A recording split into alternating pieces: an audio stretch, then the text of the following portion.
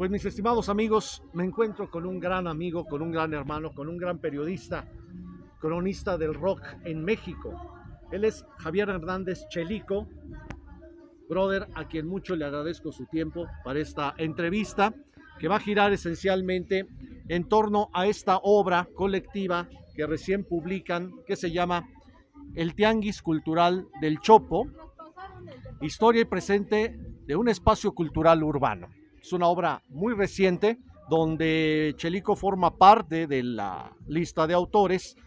Y por supuesto, la primera pregunta obligada, mi estimado Chelico, después de agradecerte tu amable tiempo, es ¿de qué va este libro? ¿De qué trata? ¿Y por qué sale en este momento? Fíjate que es un proyecto de un espacio cultural que se llama Trace Spaces, que busca alrededor del mundo lugares donde los jóvenes hayan ganado la calle y se establezcan ofertando cultura o bienestar para sus contemporáneos, ¿no? Entonces eso le llamó la atención. Este colectivo cultural ha hecho trabajos en Hong Kong, en Canadá, en San Francisco, en París, y se fijaron en México. Y gracias a la columna que tengo en el periódico La Jornada, al buscar saben que esta columna tiene 22 años de editarse y de alguna manera consignamos la historia del Chopo del siglo XXI, no la anterior sino del siglo XXI. Entonces, pues me llamaron para de alguna manera coordinar, orientar, apoyar para pues no la edición, sino para formar este libro, para dar una idea original sobre el contenido y quiénes eran las personas indicadas para que intervinieran, ya sea en entrevistas o aportaciones, ¿no? El Tianguis Cultural del Chopo es un espacio sumamente icónico y emblemático de la cultura de rock en México, de la contracultura, otros le llaman el underground, el subterráneo, la cultura alternativa. ¿Qué significa el Tianguis del Chopo en la historia del rock en México, Chelico? Por principio es un hecho irrepetible, inédito e irrepetible, porque como todas las cosas culturales, creo, no surgen de generación espontánea, va surgiendo el chopo que conocemos no tiene una fecha de nacimiento. Propiamente surgió el chopo como tianguis cultural cuando dejó las instalaciones del Museo Universitario del Chopo, cuando un grupo de jóvenes se reunieron en la calle a intercambiar discos e ideas. Era un lugar de cita, de charla. Ese fue el origen. Hasta suena ilógico, ¿no? Pero ese fue el origen. ¿Y qué significa? Pues el refugio de muchas culturas juveniles, desde los rock and rolleros, los hippies, los metaleros, los escatos, en fin, era un búnker, fue un búnker. De alguna manera, no sé qué sucedía, que las autoridades respetaban ese espacio de libertad sin llegar a los excesos, ¿no? Los jóvenes. Entonces se sienten muy a gusto en el Tianguis del Chopo. Eso fue su mayor aportación a los jóvenes de, pues ya van cuántas generaciones, desde 1900, pues que será desde 82, 83, ¿no? Entonces, imagínate cuántas generaciones han pasado. Inclusive en la actualidad encuentras a rock and rolleros, encuentras a metaleros, a quienes gusta el rock, a artistas. E inclusive la imagen del Chopo siempre ha sido la contracultura que tú llamabas. Por ejemplo, antes decían, vamos al tianguis. ¿Dónde? El tianguis de los punks. Ahora es el tianguis de los darks. Es decir, siempre ha sido muy representativo de una cultura juvenil. Y además el rock, como sabemos, ya dejó de ser solo un ritmo para volverse una cultura muy amplia, ¿no? Donde converge la cinematografía, la literatura, hasta la moda, ¿no? Claro. Y vale la pena destacar, mis queridos amigos, que Javier Hernández Chelico, y aquí quiero hablarte un poquito de tus orígenes, porque hoy en día es toda una institución de la crónica del rock en México, pero es importante que nuestros amigos sepan dónde están los orígenes de Chelico. ¿Cómo fue que te convertiste en este gran cronista del underground del rock en México? Digo, yo te decía antes de empezar la entrevista que yo tengo la hipótesis de que eras un chavo reventado, ¿no? Que ibas a las tocadas, que te gustaba mucho la música y en algún momento empezaste a escribir sobre ella y sobre ella también fue el origen de este gran cronista del rock que tenemos. Pero sí me gustaría, Chelico, que nos hablaras sobre los orígenes. ¿Cómo fue que te volviste el cronista del rock, el cronista de la música alternativa en México? Fíjate que yo creo que todo empieza porque nos gusta escribir, escribir. Eh, yo creo que ese es el primer paso, escribir. Y luego diriges lo que describes, en la secundaria poemas, cursis, en fin, ¿no? Poco a poco. Y obviamente yo lo que escribía al final lo dirigía a lo que me gusta, el rock, ¿no? Como si me hubiera gustado el fútbol, supongo que lo hubiera dirigido al fútbol, ¿no? Claro. Y nunca pensé en ser reportero, nunca pensé en ser, sino simplemente escribir. Inclusive mi inicio como reportero es un poco tardío, yo empecé a los 30 años, porque antes yo trabajaba en lo que había estudiado, en lo que había hecho.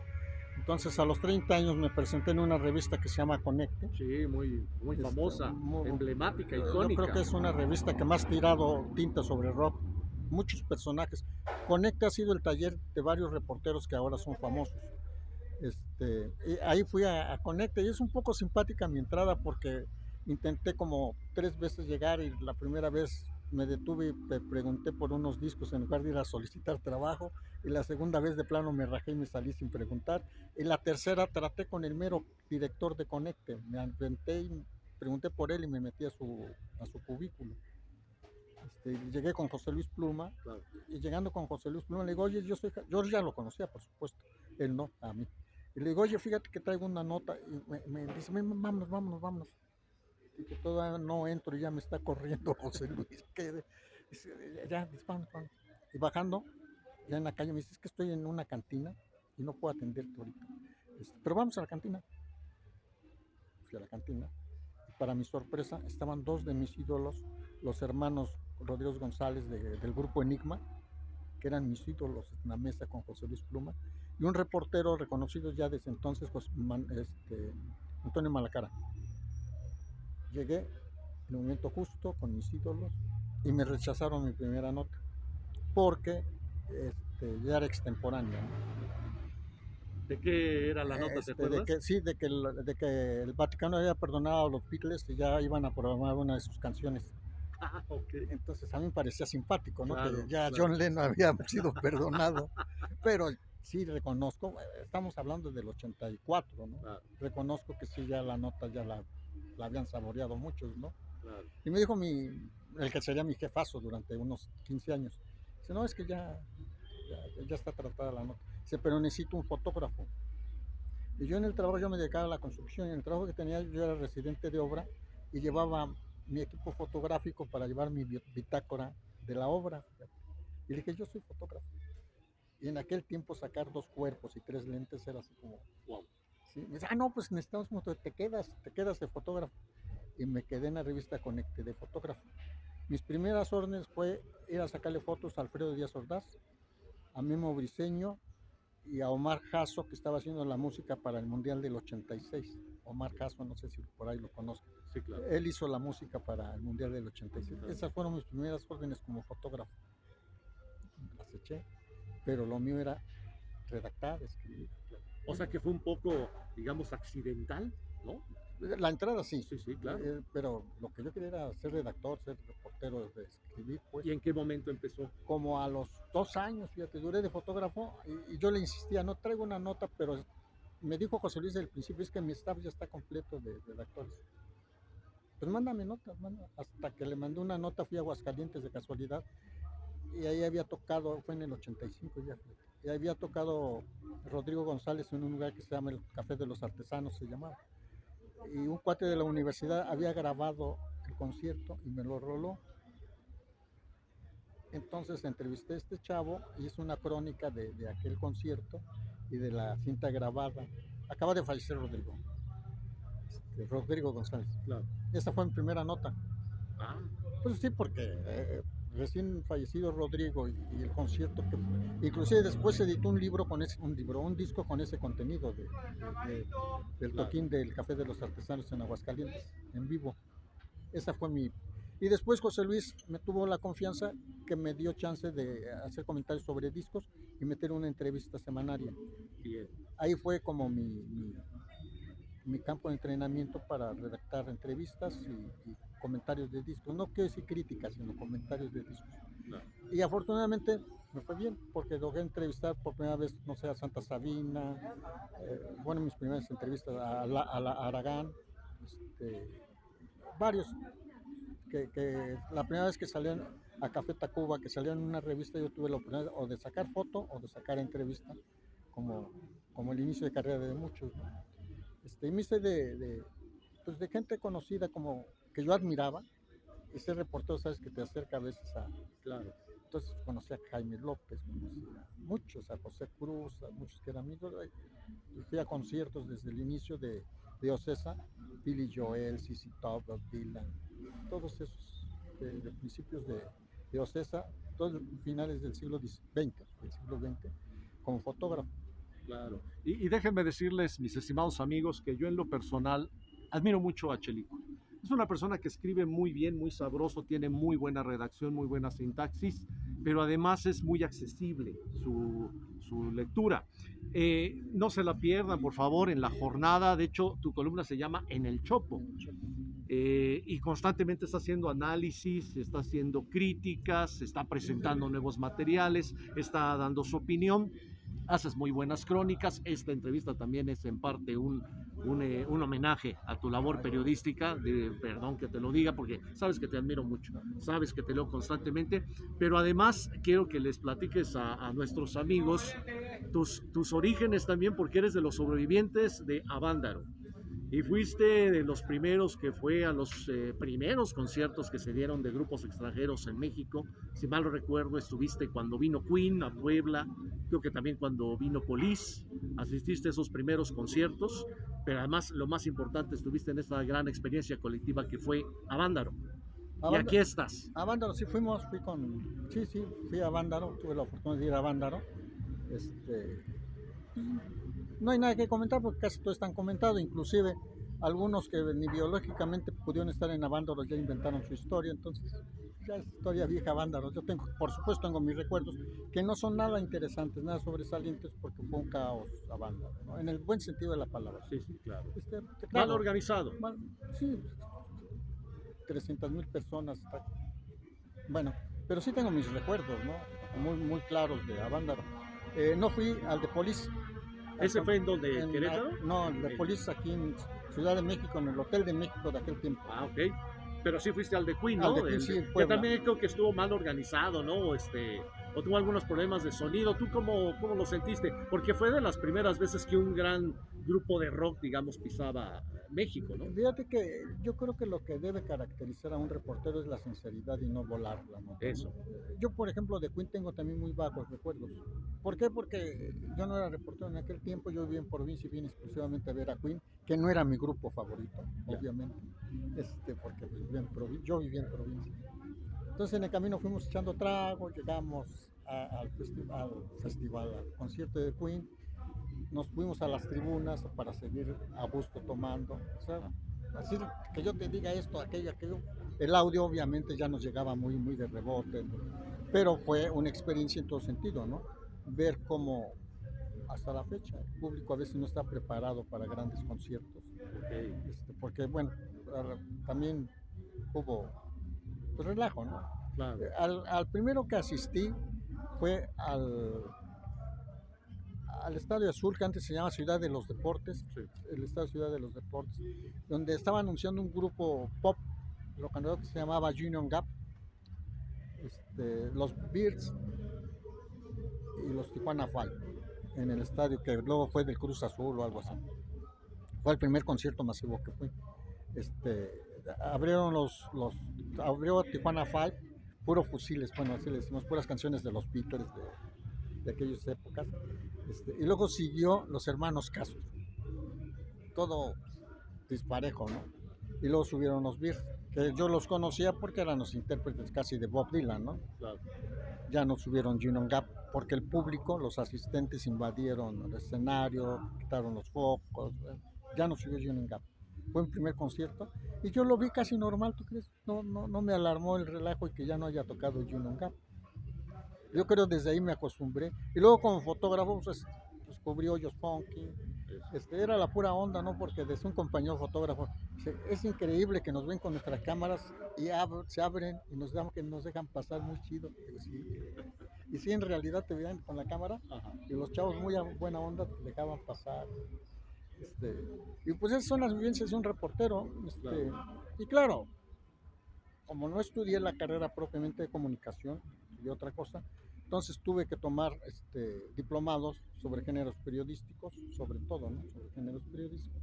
Y gracias a los consejos y a los tips sobre la práctica de José Luis Pluma, aprendí pretendo ser reportero todavía, ¿no? Y he tenido puro jefe, perdónenme el francés, puro jefe bien chingón en el periodismo.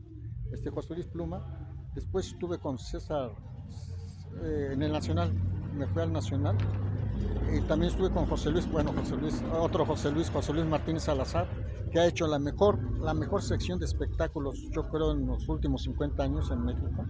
De ahí surgió gente como Javier Velasco, como David Cortés, en fin, ¿no? Oscar Sarkis ya era.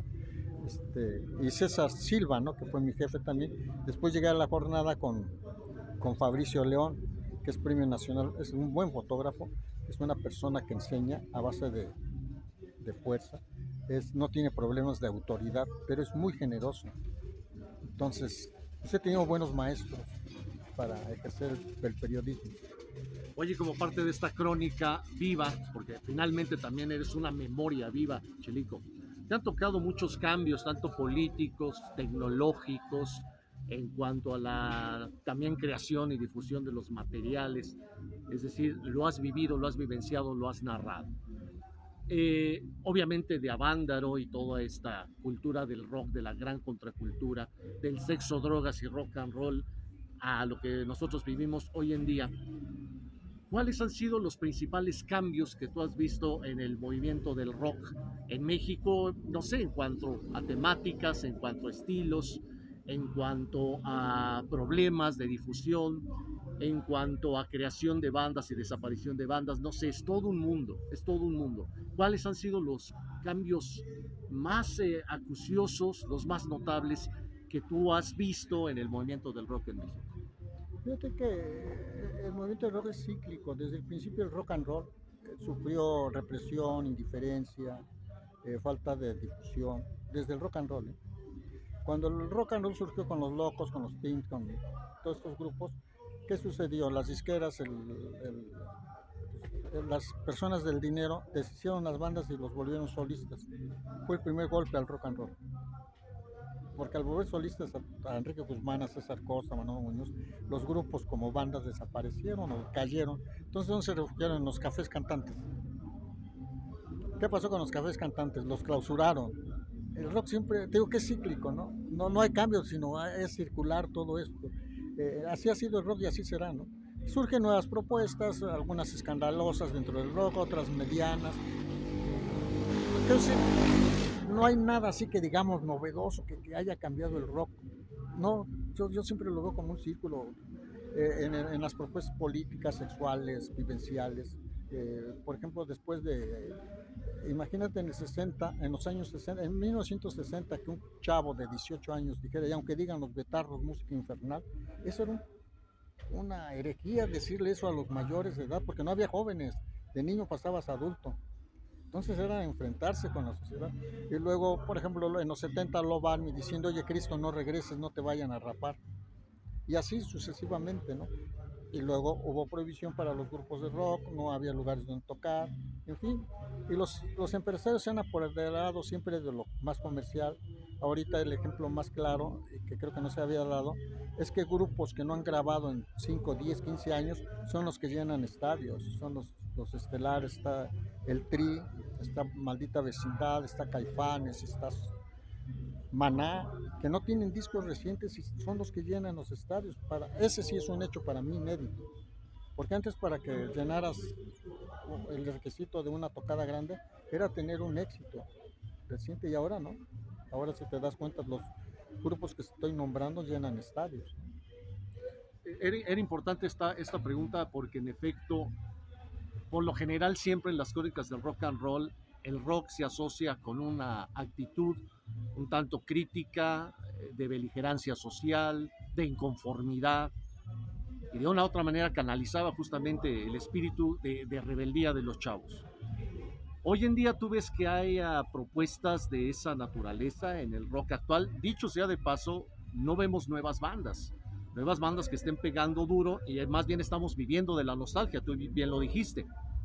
Estamos viendo y reviendo las bandas viejas con el material inclusive de hace muchos años, porque tampoco han sacado nuevo material, pero no vemos ni nuevas bandas ni este espíritu, digamos, de rebeldía que se veía antes.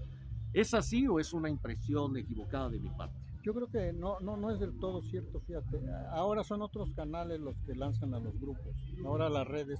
Por ejemplo, está Ed Maverick. Lo que pasa es que el rock ya permea muchos géneros, porque antes no permitían que el ska estuviera dentro del rock, ¿no? Por darte un ejemplo, ¿no? Eh, yo conozco chavos jóvenes de 20 años que en las redes sociales están a lo máximo. Te comento nada más ahorita de pasadita a Ed Sullivan o a otro chavo, Walter el Moreno, o a Asesino, que es un hip hopero, donde tiene millones de vistas en las redes, millones, y usan un lenguaje actual directo.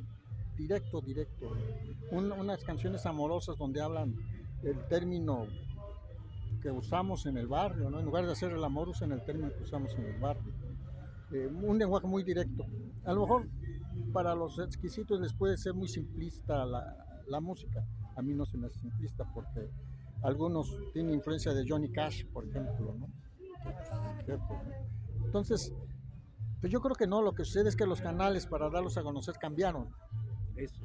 pero la protesta y eso, el rock que debe estar implícita la denuncia más que la protesta, la denuncia y mostrarse tal cual es el joven, sigue vigente, afortunadamente.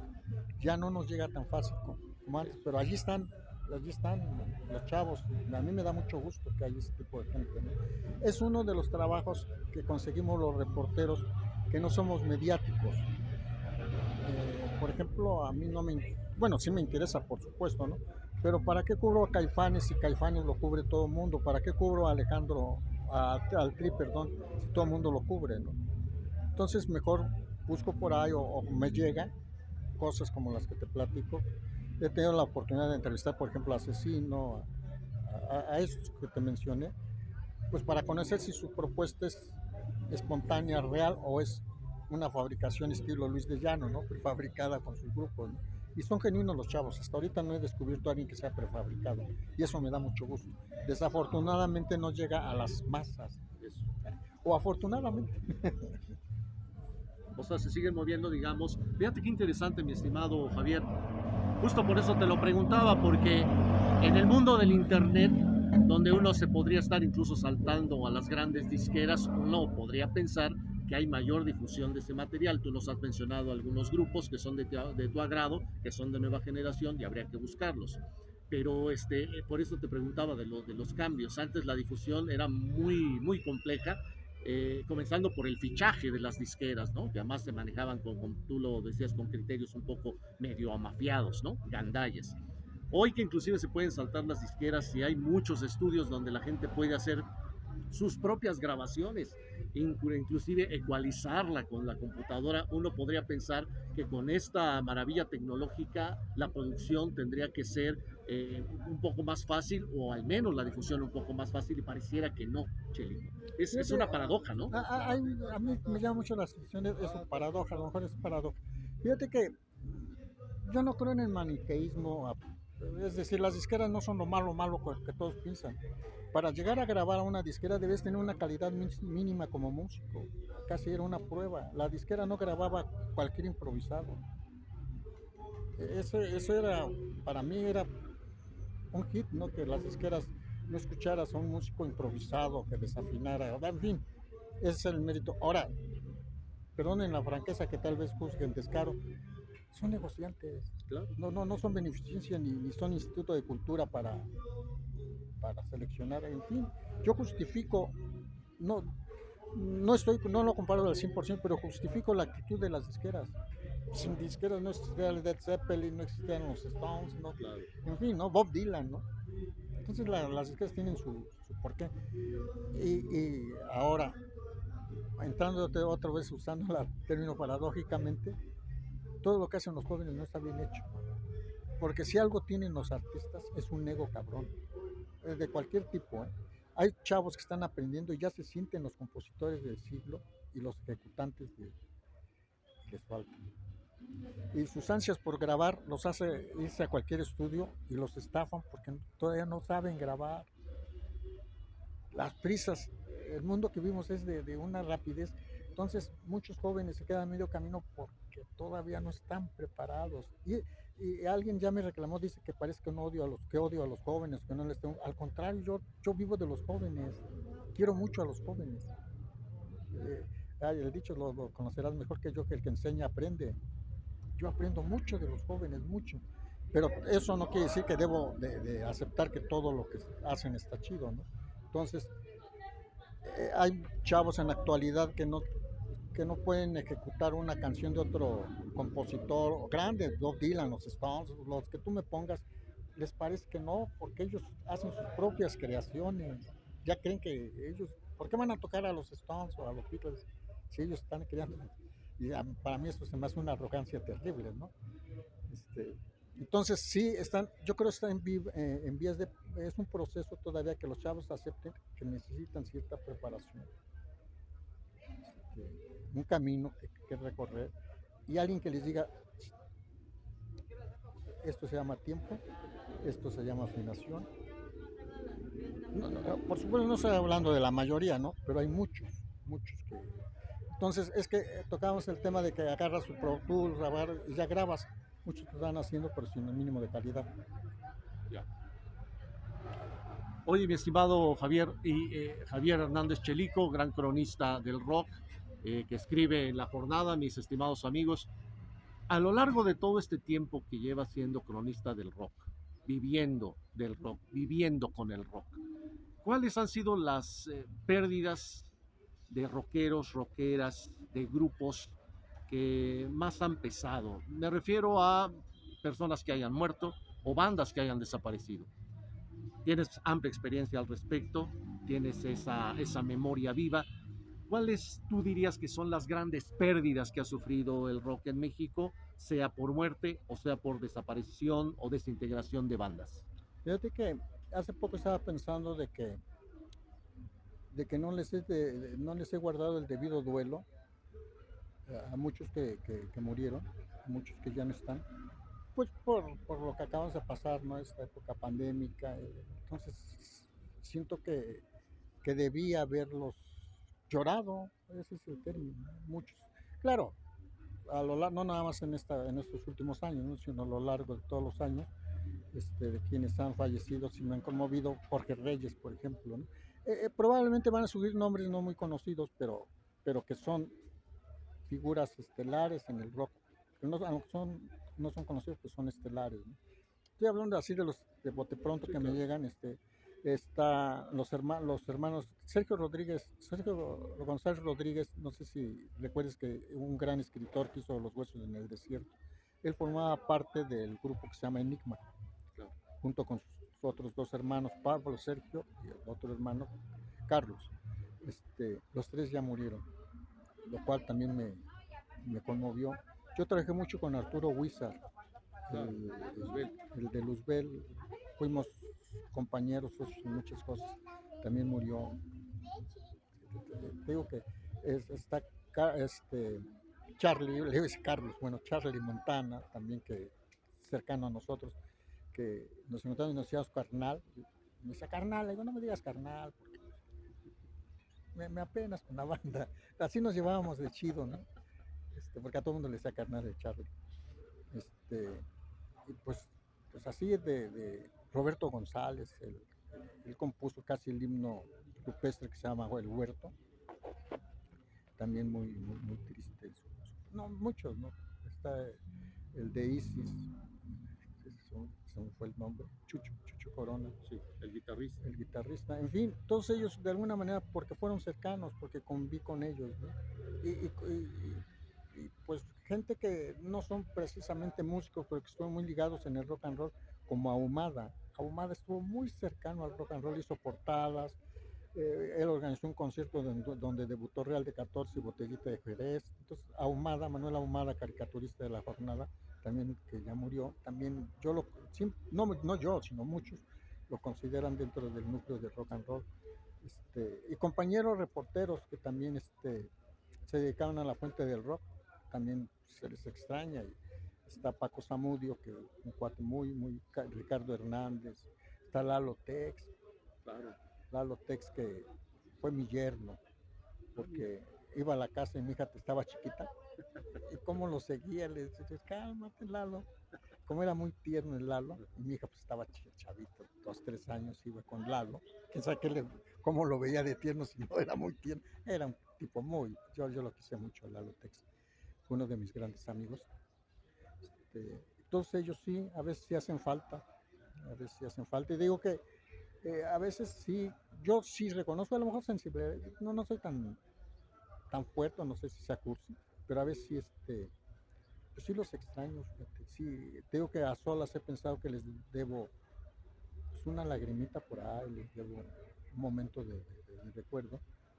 Estoy hablando de los que me acuerdo ahorita, ¿no? Sí, claro. Porque un obituario, le decía la otra vez a un cuate del Chopo, hacer un obituario es necesario, pero también es triste, es una tarea triste. Pero yo creo que a final de cuentas, ya pasando todo lo que ha sucedido, creo que sí voy a hacer un obituario de compañeros reporteros y compañeros rocanroleros. Y claro, aparte los del bar, ¿no? Claro. Pero yo estoy encantado con lo que elegí, fíjate que nunca pensé llegar a ser un reportero como lo soy, en el sentido de tomarlo con la seriedad, porque parece que no lo toma con seriedad, pero lo que quieres lo tomas muy en serio. Yo quiero mucho al periodismo. Alguna vez un cuate, Arturo Flores, porque también he publicado en Playboy, Arturo Flores es el director editorial de Playboy, me decía, ¿qué onda contigo? El rock o el periodismo. Digo, es que el rock me llevó al periodismo, pero admiro y quiero tanto a los periodistas, tengo muchos ídolos en el periodismo, que ya lo comparo con el rock. El periodismo es una carrera, pero apasionante. Estoy hablando del periodismo de veras, de los reporteros de veras, ¿no? No los que leen las noticias, sino quien las hace, los reporteros, los que reportean, esos. O periodistas de la vieja como Pepe Alvarado, Renato Leduc, en fin, todos esos, ¿no? Y llegué, y ahorita la pasión por el periodismo casi es igual a mi pasión por el rock. Y no sabes cómo te lo agradecemos mucho, mi querido Javier Hernández Chelico. Digo, hay muchas pérdidas muy lamentables en la historia del rock y por fortuna no, nosotros seguimos contando con un Javier Hernández Chelico, un gran brother. Ya sabes que te admiro, te aprecio mucho. Sabes que es mutuo. Sí, no, valoro mucho tu trabajo. De verdad se los digo, mis queridos amigos, toda una institución de la crónica cultural, underground, alternativa, contracultural, es este hombre al que yo quiero mucho, un gran amigo periodista. Este es un homenaje también, es una entrevista, pero también es un homenaje, un reconocimiento a tus muchísimos años de trayectoria, muy profesional siempre. Me consta que además la gente te quiere mucho. Los artistas, muchos artistas del rock, tú lo sabes, se han convertido en tus amigos por la seriedad de tu trabajo, pero porque también eres una buena persona. Y eso siempre se agradece. Y yo te agradezco infinitamente de verdad esta entrevista, Javier, y esperamos un Chelico para mucho tiempo, porque todavía hay mucha crónica que nada. No, hombre, si vieras qué emoción me da oír esto. Gracias.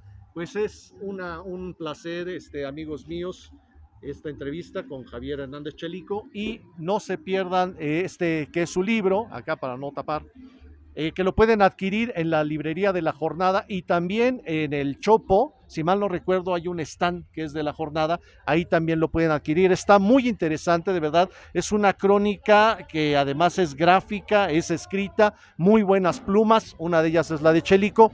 Es un libro que de verdad yo considero que va a ser histórico, porque están haciendo un balance muy interesante del Chopo, además desde puntos de vista muy ricos y muy complementarios. Así que, amigos, no solo lean a Chelico en La Jornada, en su columna que se llama En el Chopo, sino también vayan a adquirir este libro que es muy interesante. Y nuevamente te agradezco, estimado amigo, y a ustedes, siempre mis queridos internautas, les agradezco mucho el favor de su atención. Muchas gracias.